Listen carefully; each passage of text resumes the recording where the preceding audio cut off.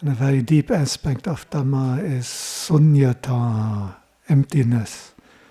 Have you heard of Sunyata, emptiness? Sunyo, empty. Because that can be a bit scary for people.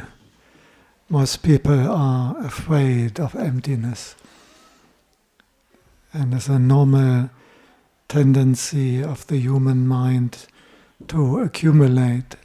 And when we accumulate, and we are filling up, and we get more. Whereas emptiness is the opposite. Because to make something empty, what do you have to do? You have to take things out. You have to let things go. So these things are connected. The desire, craving, getting, grasping, holding on, accumulating, that leads to lots of stuff. And lots of stuff leads to lots of suffering.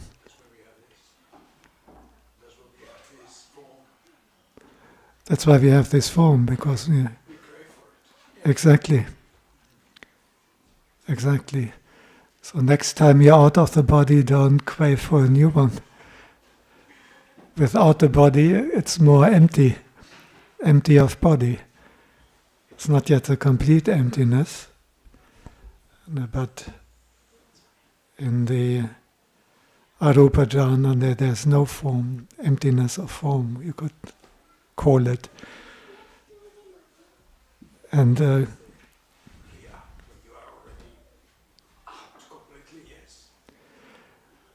without the body, could you get cancer?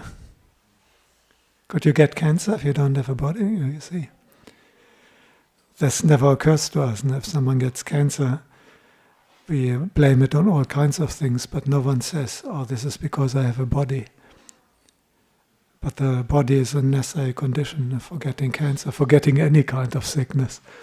Without the body, no one couldn't get sick. So a true Dhamma practitioner is not asking, how can I get more? A true Dhamma practitioner is asking, how can I get more emptiness? How can I make things more empty? Starting with a calendar. After the Vasa, we'll be quite busy. We have our robe offering ceremony here on the 9th of November, and we have monks invited of our tradition, Ajahn Chah, from Sydney, Melbourne, Adelaide and Wellington. But that means we also have to go to these places. I mean, not to all of them. They may have been invited to all of them. Some of the other monks will go. And now even just putting that all into the calendar, which monk goes when, and then the flight details, is already a lot of work, even just noting that all down, much less buying and organizing the tickets and so on. But if we are aiming for emptiness, rather than being cramped and crowded, we would try to make our calendar more empty. Is that what you usually try to do? Get your calendar more empty? Or do you try to fill it up? And if you have nothing on one day where there's nothing in your calendar, do you get nervous that you have to fill it in? It's also funny because you're considered an important and attractive person when you have a full calendar. Unfortunately, I'm no longer in the dating game for 30 years, but I still remember as a student, if you're dating and you say, I have basically time anytime, you look like a total loser, isn't it? Because an important, attractive person must have the calendar full. There's a big struggle that you get your little date into this important person's, attractive person's calendar. But this is a worldly attitude. A Dhamma practitioner would try to make the calendar empty. It's the same with your shelves and your cupboards and your walls in your house. Do you have nice empty walls in your house still? Nice empty shelves, nice empty cupboards? Usually not, no? The Buddha pointed out that is one drawback of living in the same place for a monk, living in the same place for a long time. He said one accumulates lots of medicines, for example. Because medicines we are allowed not to keep for our whole lifetime. Food we can keep only until noon. A juice we can keep until next dawn. And then there are 7-day tonics like chocolate or sugar we can keep for 1 week. But in a medicine, if I have some antibiotics or some vitamin pills, I can keep them as long as I like. And then if you are well supported, you notice you end up having all these vitamin pills and all this other stuff in your cupboard because you accumulate. That's exactly the tendency that we have to, first of all, mindfully notice and identify.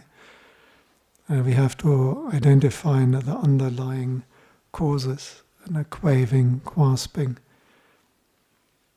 And then we have to move in the other direction of abandoning, shedding, dropping, letting go, renouncing, and emptying.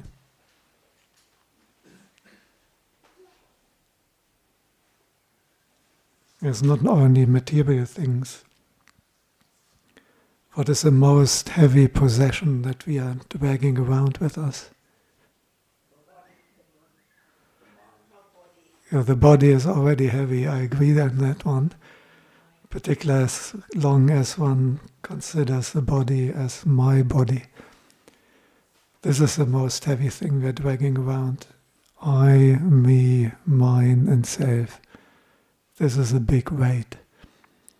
The body wouldn't be really a problem if you didn't think, I am this body. If you didn't have the attitude, my body. If you didn't regard the body as mine. That is the ultimate emptiness the Buddha described, and what we are aiming at, what we are trying to realize. To be empty of I, me, mine, and self. And the Buddha was still alive before Parinibbana. There was a body, but the Buddha had no attitude of my body. And this is why he didn't worry about the body. He didn't have to check in the mirror what exactly does his body look like. He didn't have to make the body in a particular beautiful and attractive. We have rules against it anyhow. As a monk, one shouldn't put eau de cologne and perfume onto the body to pretend that the body has an attractive odor and deceiving other people almost. The body actually has not an attractive odor. And we are using perfume as a kind of con man game to deceive us all mutually that the body is somehow having an attractive smell. It doesn't.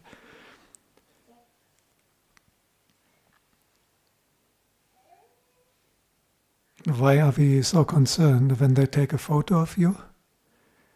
And then you see the photo? Are you usually invariably really happy with the photo they take of you? Or do you feel, why did they take me from this side? This is my bad side. Or why did they take the photo on the day when I had a bad night and I hardly slept?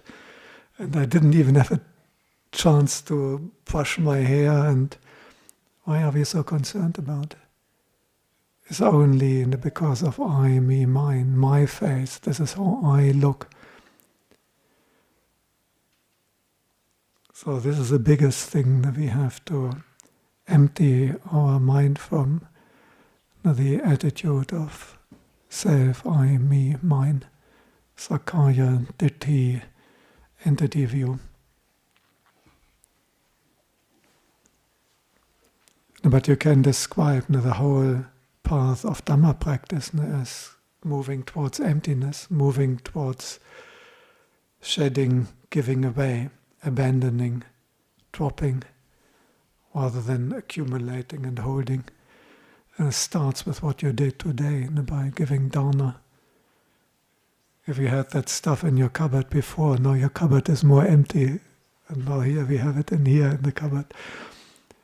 That is the idea. And each time we give, we are making good karma, we are practicing generosity, but we are also establishing the attitude of giving away, the opposite of accumulating and holding.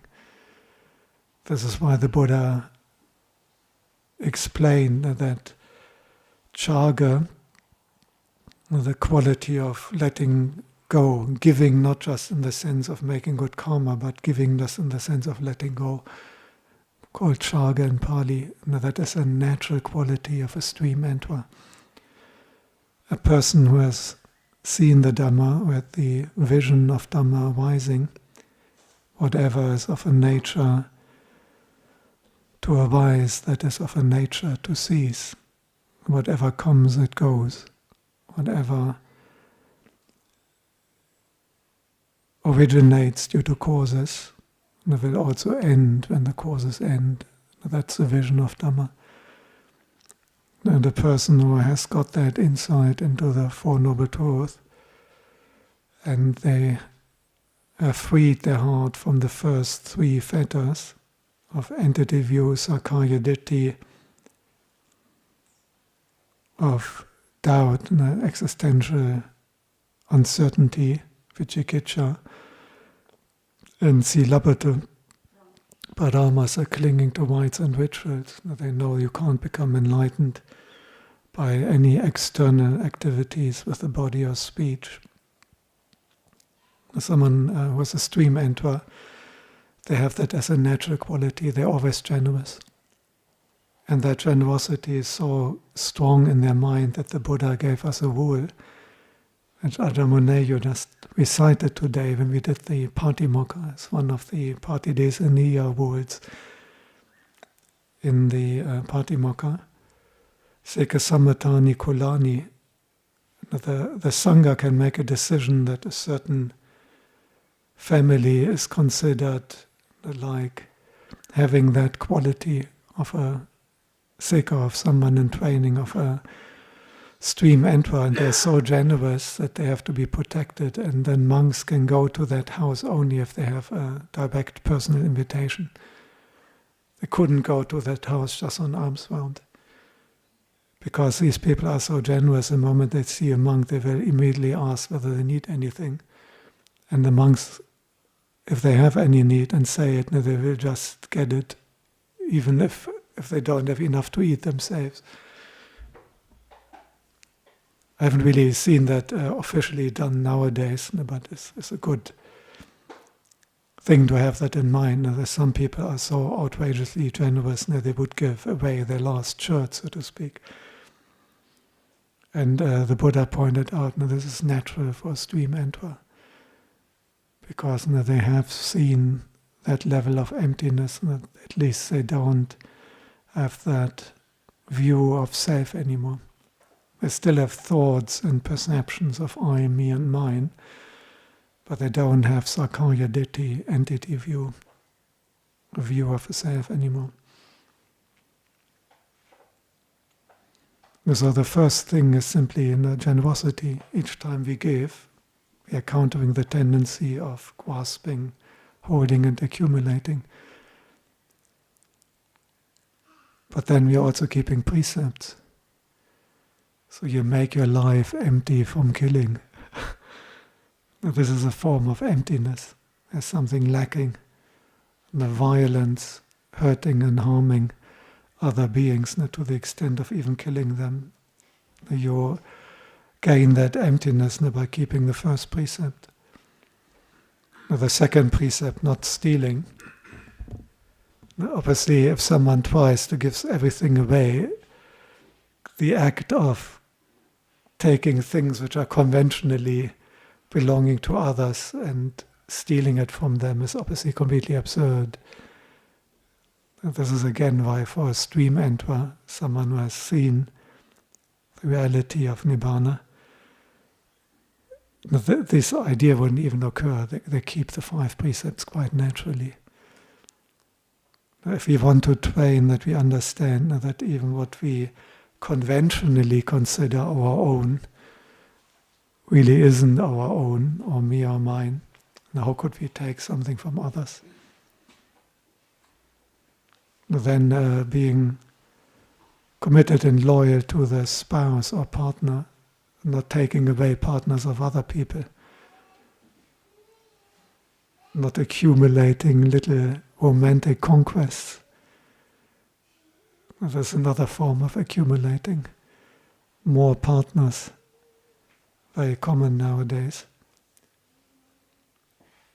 So starting off by being content with one partner, it's usually enough trouble anyhow, isn't it?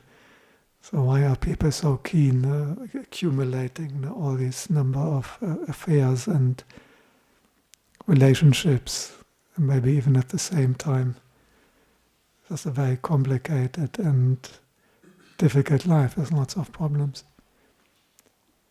And then we have to empty ourselves from lying, from deceptiveness, by being truthful. And finally, a life empty from alcohol and intoxicants.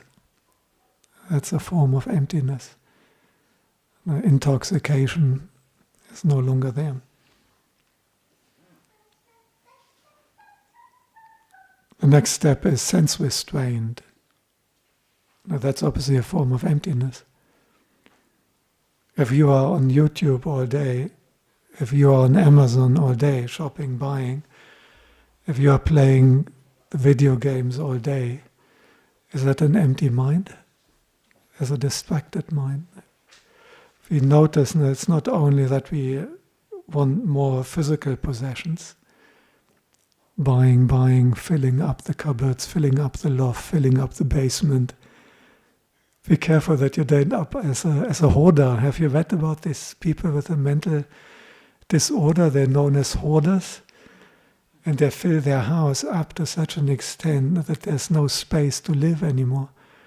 They have stuff all over, and there's only a tiny pathway to squeeze through, and all the rest is just stuff.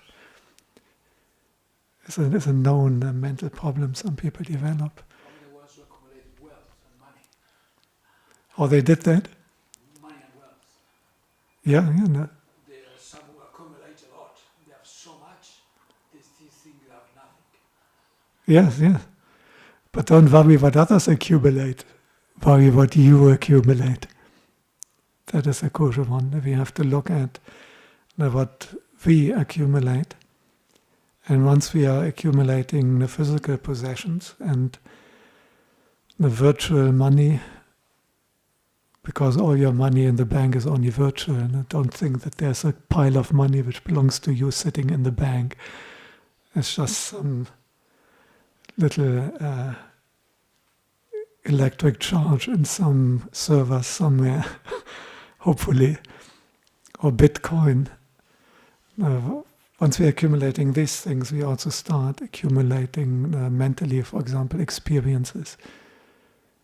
Now, with the 6 senses, we constantly want to fill our mind with experiences through the 6 senses. You want to fill your mind with consciousness of forms.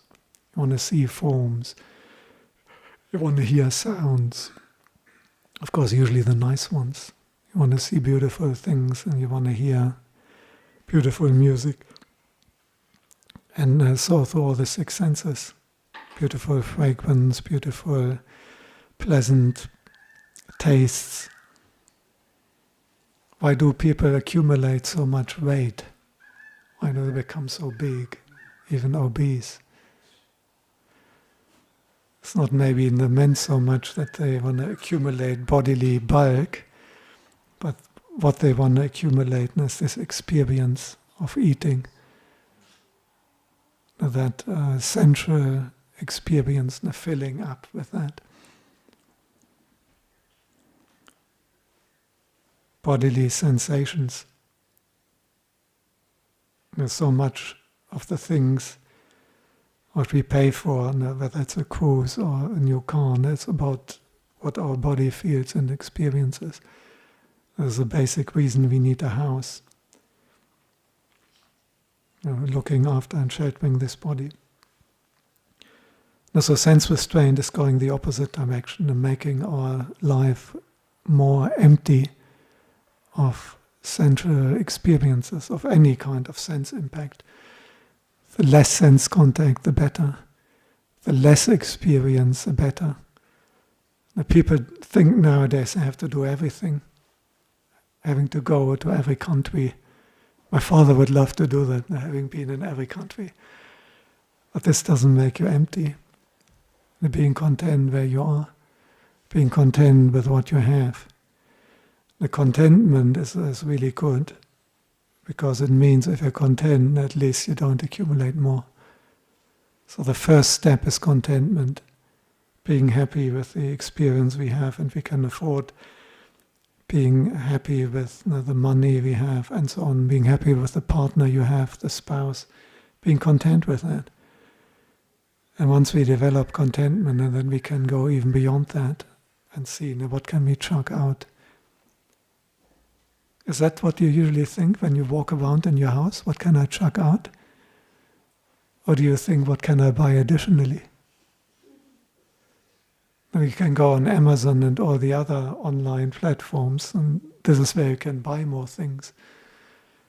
There's not so many platforms which help you chucking out. I think there are a few services which you can hire and they just empty your house. But that's not usually what we do. We are on Amazon about getting more. So we have to become used to ask, how can I make it more empty? Which dates can I chuck out of my calendar?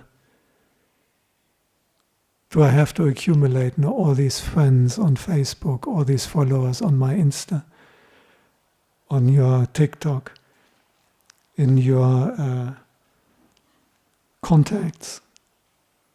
Is it really so much better to have 2,000 contacts in your address book than having only 20? It's all the same attitude of accumulating, having more. Whereas the Dhamma is making things empty. And once we have a basis there, then we can start making the mind more empty. This is the meditation, sitting cross-legged, eyes closed. Is your mind usually empty when you do that? Sitting down, sitting still, closing the eyes. Is your mind empty? Or is your mind stuffed to the brim with thoughts, ideas, memories, emotions, complaints, plans, hopes, images, fantasies? You see, if your house is stuffed, maybe not quite as bad as one of the hoarders, but still the cupboards are all full, the shelves are all full, the walls are all full. Do you think you can really get your mind empty when you sit down? Now, the mind is a more refined phenomenon. We have to first start chucking things out of the cupboard, emptying the contacts, emptying the address book and so on, the external, start with the kosa phenomena. And start developing contentment with the stuff you already have. Start being content with a few experiences rather than having maximum input all the time. Loud sounds, exciting sights, reducing. And then it gets easier to make the mind empty. Now, that is a major part of meditation practice. Emptying the mind of thinking.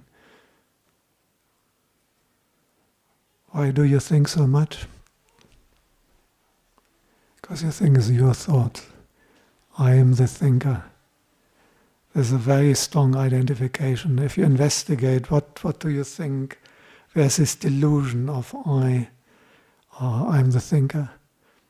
Now, Descartes, I think this means I am. A very famous moment in Western philosophy, Cartesius. He thought, he starts from an absolute unchallengeable unchallengeable axiom or basis, I think, that means I exist. Actually already a mistake in the very first thing which we wanted to base this philosophy on. But we tend to all think that. Now, I'm the thinker, I'm the one who's doing the thinking. So if you are doing the thinking, then you should be able to stop it, isn't it? If you are doing the thinking, I should be able to tell you, do not think of a pink elephant. No, don't think about him. Can you do that? It's quite funny, no? We actually can't control our thinking. So if we claim that I'm the thinker, thinking is me, that's myself, we would be claiming that I have no control over myself. It doesn't make sense. So that is one reflection that can help us to recognize the moment you could see the emptiness in thinking, meaning that thinking is empty of self, of I, me and mine, then the thinking would quieten down very easily. This is why someone like the Buddha or an Arahant, they have no difficulty in attaining samadhi. This is why I think it's a very funny idea to claim that one can be an Arahant and not have samadhi. I can't see what is holding them back from samadhi. There's no delusion of I, me, mine. There's no craving, desire, aversion. What would stop them from having samadhi? And they can switch on their thinking. When they want to think about a pink elephant, they can do it. When they don't want, they don't.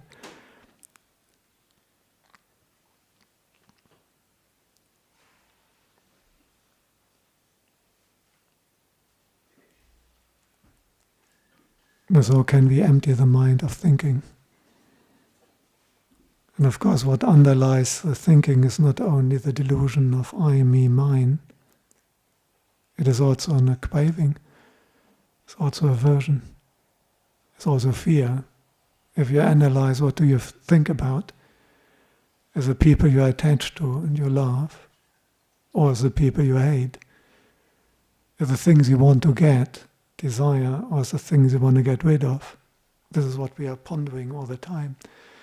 Or it's fear, some fear scenario which might be happening. That's what we think about. So we have to empty the mind of desire. We have to empty the mind. Are you okay? That sounded like a big slump. All okay? Okay. We have to empty the mind now of aversion, of passion, of fear. We also have to empty the mind of laziness and restlessness. And so the emptiness the Buddha talks about is the emptiness of self. There's also the emptiness of greed, hatred, delusion. Now that is the highest form of emptiness.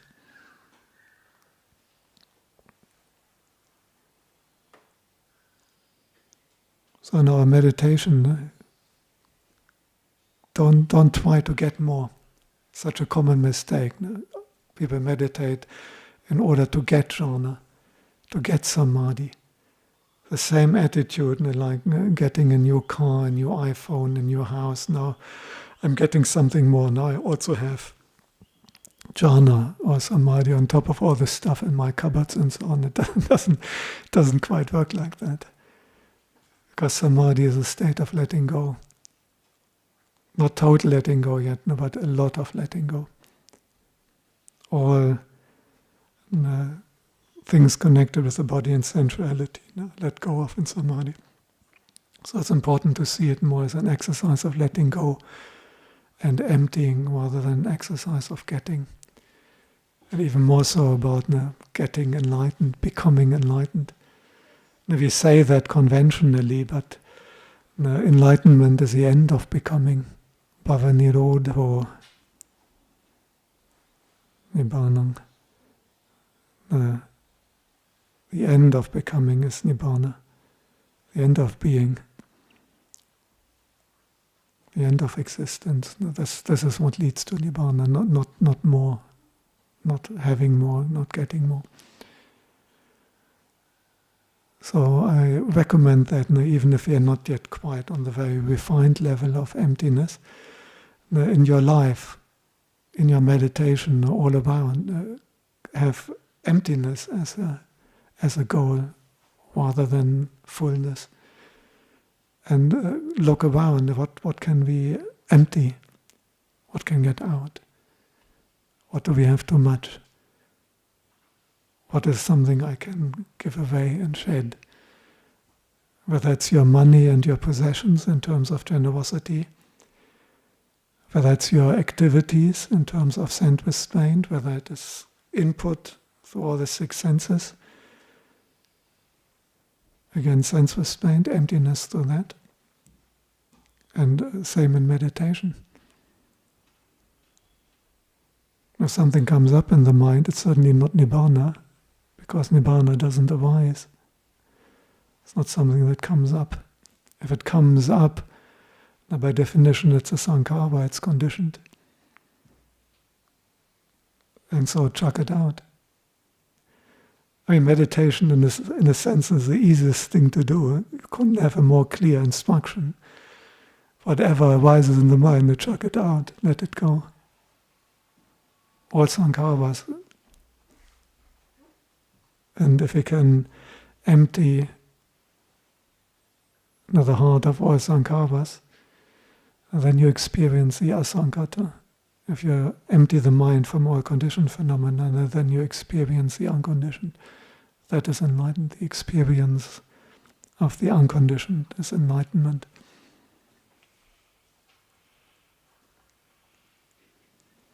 So this is the one task. How can I make my house more empty, my calendar more empty, my cupboard more empty, my mind more empty? This is what we are looking. That's what we are trying to do.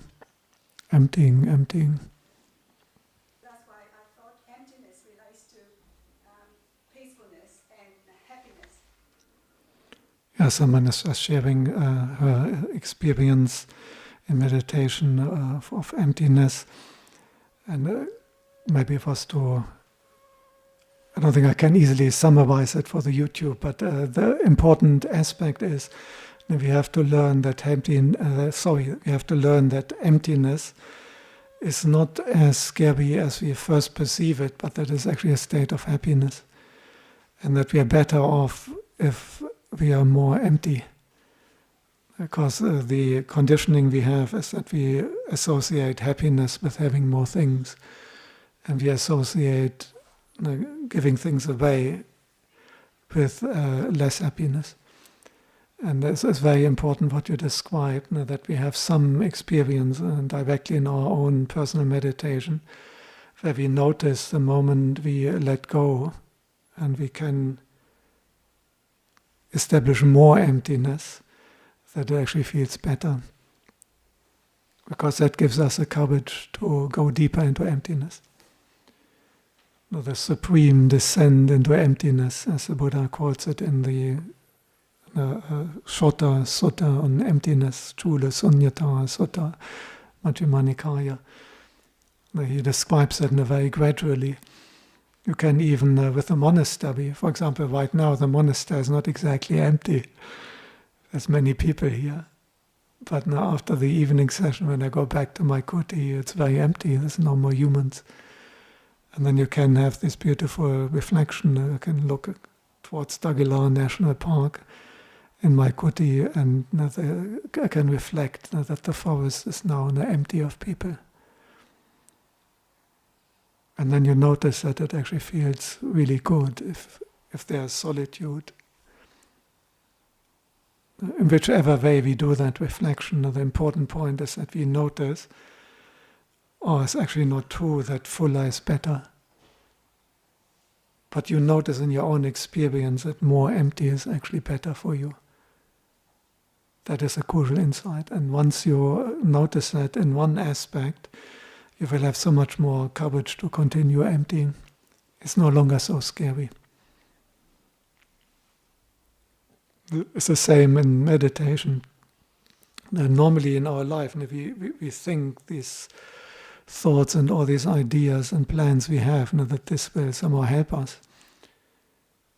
And then when you ever succeed in your meditation to calm the thinking down, you notice it feels so much better if you're not thinking. can feel amazing. These are the pointers to make it easier for us to press ahead in the task of emptying. And another thing you mentioned, the sankharas, conditioned phenomena, you're quite right, they end anyhow. In a sense, we don't even have to chuck them out. We only have to stop creating them. We have to stop the process of constantly creating conditioned phenomena who fill up that beautiful emptiness.